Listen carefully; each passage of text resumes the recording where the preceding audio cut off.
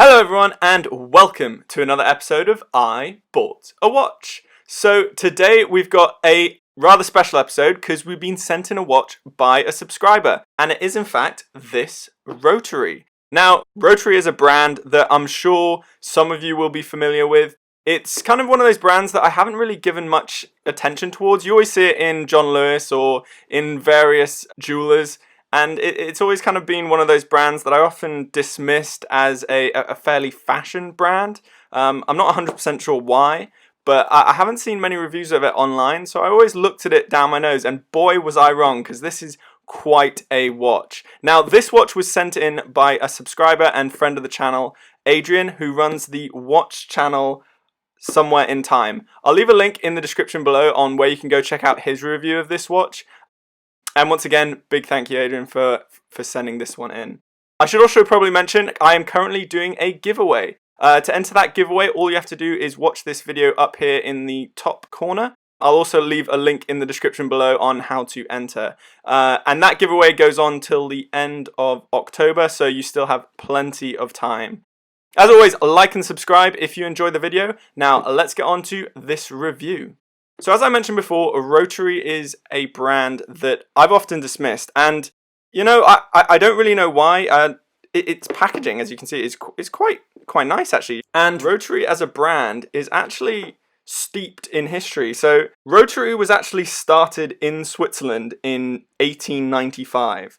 It then moved to London shortly after the First World War in 1920, and became a staple for the British Army and actually got assigned to all British Army soldiers in World War II. And because of their anti-magnetism in their watches, they were quickly taken up by the RAF as well, and became quite a fundamental part of the British Armed Forces through the Second World War. During the Quartz crisis in 1973, they started their first quartz watches. So they were really a brand that was adapting to the times. And actually, it wasn't so much a cash grab brand either, because up until 1987, which was quite a long time ago, but they had a fourth generation of the original founding family. So weirdly, it's a brand that's actually an independent family brand for the most part, up until the 1987. In more recent times, in 2000, they moved their head office to London, and hence why this particular Rotary is called the Henley. They also have various other ranges of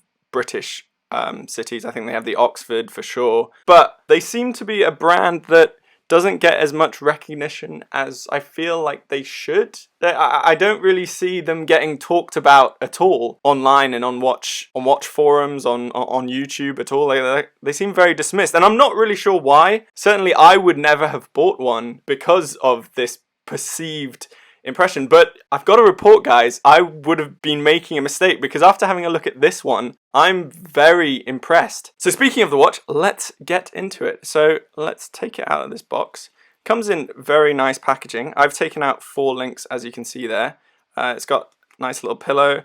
It's got a book of words up here in the top. I think that's it, compartment wise. But yeah, no, it's very nice, substantial packaging, simple. And you can go and pick one of these up for around £200. I'll leave a link in the description below. Now, it's not cheap. It's not cheap for what it is, but the finishing on this watch is delightful. And I've really enjoyed my time with it. So, going over some of the specifications before we go into my likes and dislikes, we've got an incredibly wearable watch. So we've got a 40mm diameter, a 45mm lug to lug, and because of those female end links, it actually does wear that 45mm, so very compact on the wrist. The thickness here, thanks to that quartz movement, is only 10mm, and the lug width here is 20, and it tapers down to 18 at this butterfly clasp. It's a beautiful butterfly clasp, very nice action, nice easy release, and it's actually got inscribed on it Rotary there, and stainless steel on this side. All in all, I'm very impressed with the finishing on this watch. Moving on that dial, we have a stunning watch here. That beautiful, I'm going to call it piano black sheen is something else. And I love the high contrast Rotary with their Rotary logo under the 12 and the Henley GMT. Very simple, printed above the 6. Those sword hands filled with copious amounts of lume, and that lance second hand, perfectly hitting each of those indices. Touching on that lume, let me show you a lume shot. So here you go. As you can see, there is a very decent amount of lume applied to that hour and minute hand, with lume applied both in the indices and little lume pips around in the minute track. Just want to mention, this is a great time in this low light condition to notice the different finishes. I'll talk about this later, but the contrasting high polish and brushed finish on this watch case is really something remarkable and really exudes quality. Also, I hope you appreciate this just cool low light shot. Okay, back to the review. It is a Quartz watch, but it just does it so well, and I found myself reaching for it, not just because being a Quartz is always right, but also because it just looks damn good.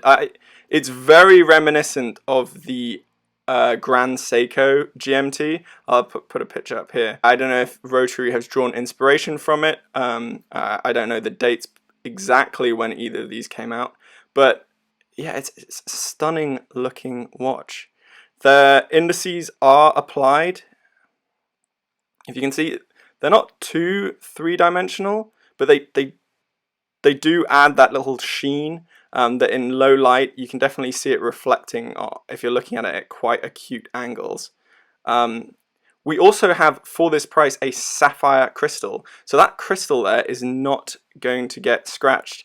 And, you know, it's a little touch of quality that shows that a watchmaker knows, you know, if a watch brand is making watches like this and are putting sapphire crystal in somewhat affordable watches, they really know what they're doing, and they're not kind of looking to scam you. It's very simple to sell to the mass market, which Rotary is a company that does sell to the mass market, to put a mineral crystal, because your everyday person is not going to know your difference between mineral and sapphire. And so it just shows that they care about the quality.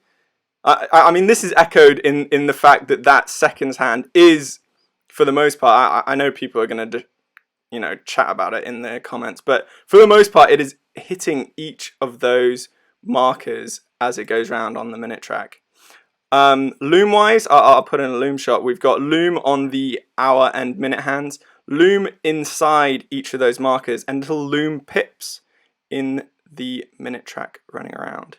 Going around the edge, we have a fixed 24-hour GMT bezel, and of course, that's to go with that beautifully bright orange GMT hand. And I must say the GMT hand works very well. The threading on this crown, actually, I should mention, is wonderful. You almost don't feel like it's engaged because of just how smooth it is. It feels like a quality product. We of course have no hand winding. Oh well, yeah, and also it is a screw down crown, if you hadn't noticed already, with a nice Rotary signed over there. First position, we have no hand winding. It is of course a Quartz.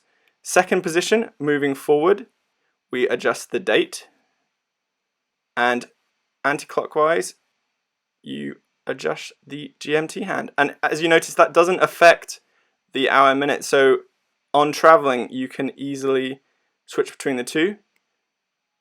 In the third position, we have hacking on the movement, and you can easily move the hour minute hand. And as you notice, the GMT hand follows suit, moving as a proper GMT hand, you know, at a full 24-hour rotation rather than just the 12-hour. So we got quality movement in here. We got quality finishing on the dial and specs, screw down crown, hacking, full GMT functionality, bezel, sapphire crystal as I mentioned, and it's also got 100 meters of water resistance. That is moving around on the case back, we can see some of those specs. They're water resistance 100 meters, sapphire glass, the reference number down at the bottom, and stainless steel. So this is a 316L stainless steel case and case back and bracelet.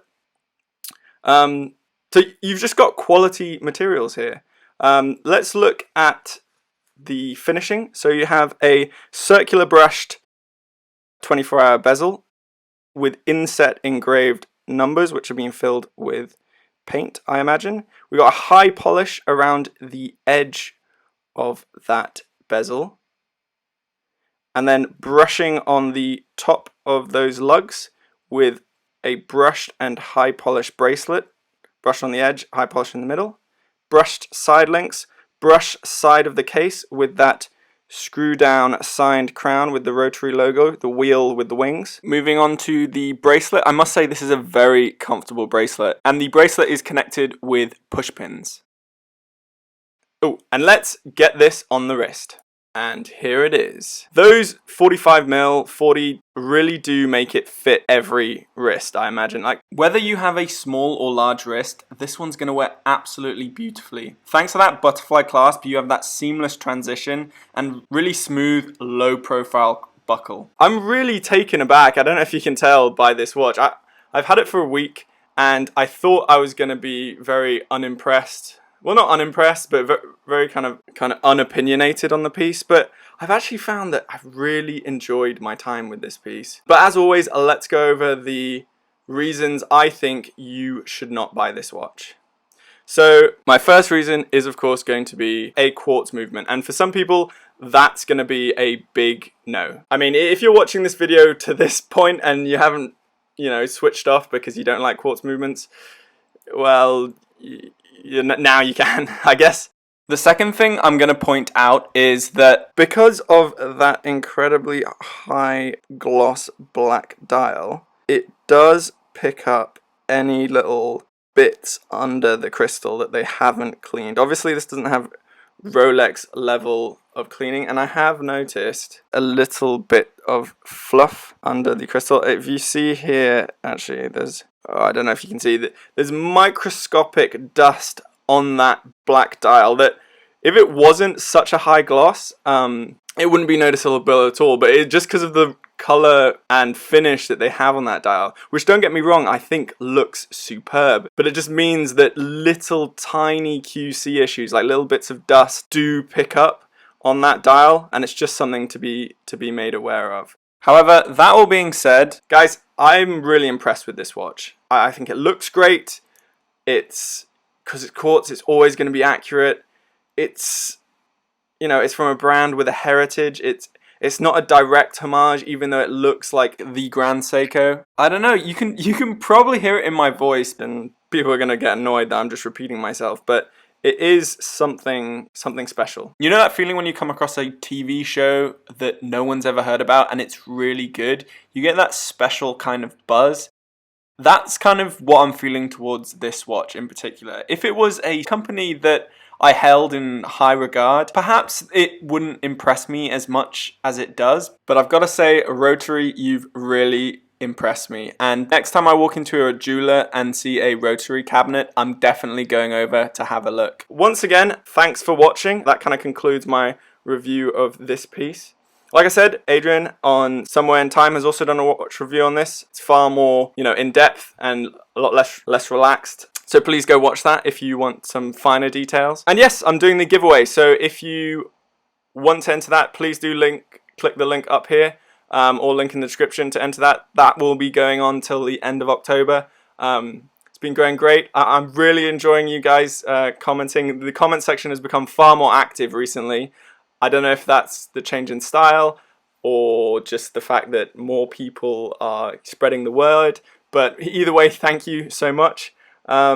Please do like and subscribe. I'm rambling. So I'm just going to end the video here. Thank you again for watching. I'll see you again in the next episode. Bye.